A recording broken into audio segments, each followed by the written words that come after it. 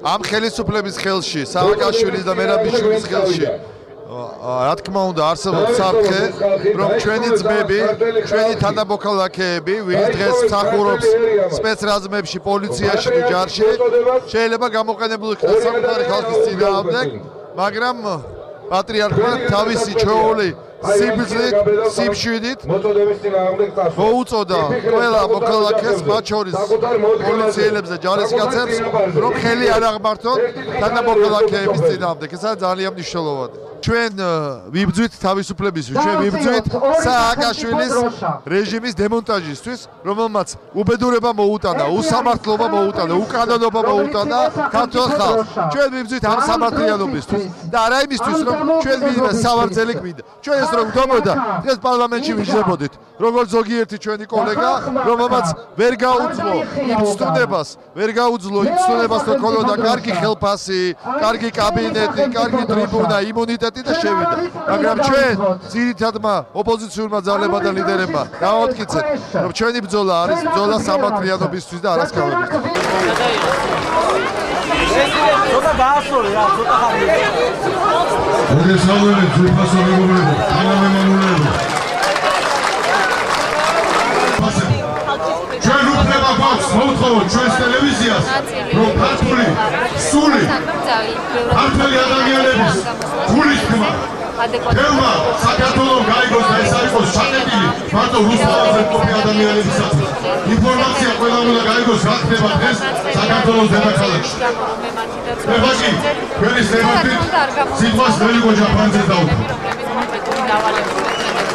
მე ნამდვილად ამას არ შეუშინდები. ხუთშფელი ადამიანებისგან მე მივიღებ საყვედურს, რომელიც მეკუთვნის ნაწილობრივ მაინც, არა ხუთშფელი ადამიანების ქმედება მე ნამდვილად ვერ შემაშინებს. ასე რომ შეუძლია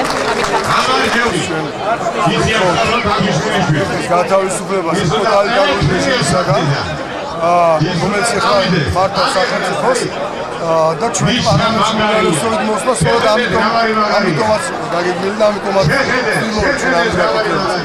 და მე მინდა გითხრათ, ჩვენ ამას გავაკეთებთ. ან ესე იგი პარლამენტიდან გავაკეთებთ, მაგრამ მაინც გავაკეთებთ. თქვენ მაშინაც ხონდა რომ პარლამენტიდან შეძლებდა ოპოზიცია გარკვეული შედეგების წინააღმდეგ. არა, ვაცადო ბატონო, შეიძლება მივახციოთ შედეგებს.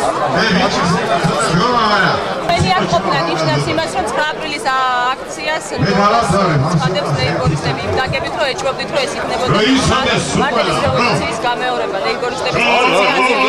დომას რასწია არ უწოდებს. საუბარი იმაზე, რომ ორგანიზატორები არიან ჩვენი მეგობარი ოპოზიციური პარტიები. ეს ძალიან კარგია. შემდეგ ჩვენ იქნებთ ორგანიზატორები და ასევე საერთო მიტინგი იქნება იქაც. აქ არანაირი შემიშენის პრინციპი არ უნდა მოშორდეს.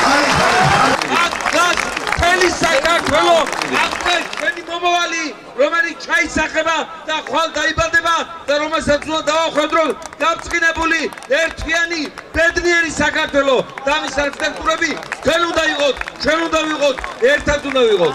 აი იმ სურათის გამო, აი სადაც თქვა სააკაშვილი არის პრაქტიკულად მწვენია მე როგორც ქართველს და მე ვიყავი ამ რამდენიმე ხნის კონფერენციაზე, სადაც გამოვიდა ინგლისელი და თქვა ამას რომ ჩერჩილი არ გააკეთებდა ვიცით.